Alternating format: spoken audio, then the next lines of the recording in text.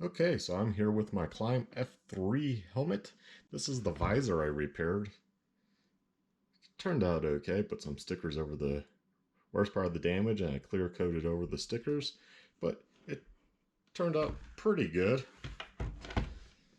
It's a little crooked on the front there, but with the plastic welding, but oh well. It's not horrible. Not going for perfection, just a working visor.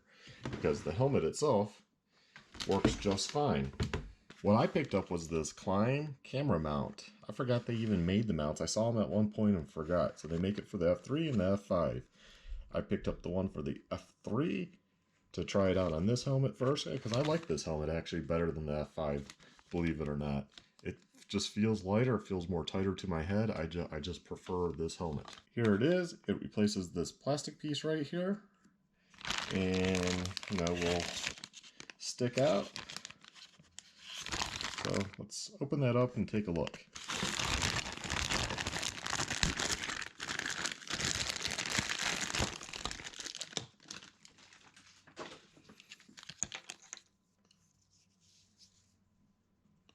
So it looks like you have a leash for the camera still, which is awesome. They thought about that just in case, because you never know.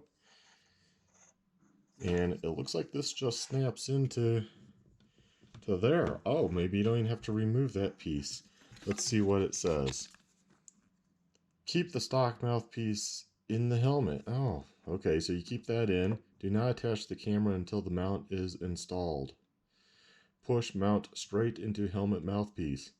Listen for audible click when tabs seat into place. Confirm top and bottom tabs are fully seated.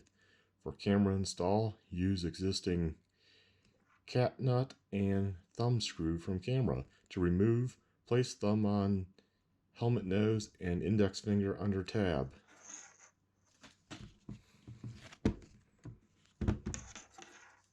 Oh, right here. Possibly that. And press down.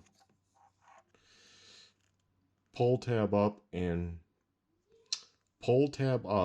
back while pushing thumb against the helmet nose. Yeah, so pull that up. It's going to lower that some. It's pretty stiff plastic though, so you probably don't want to take it in and out. That's pretty cool. You don't even have to take this piece out. I thought you had to. So it's literally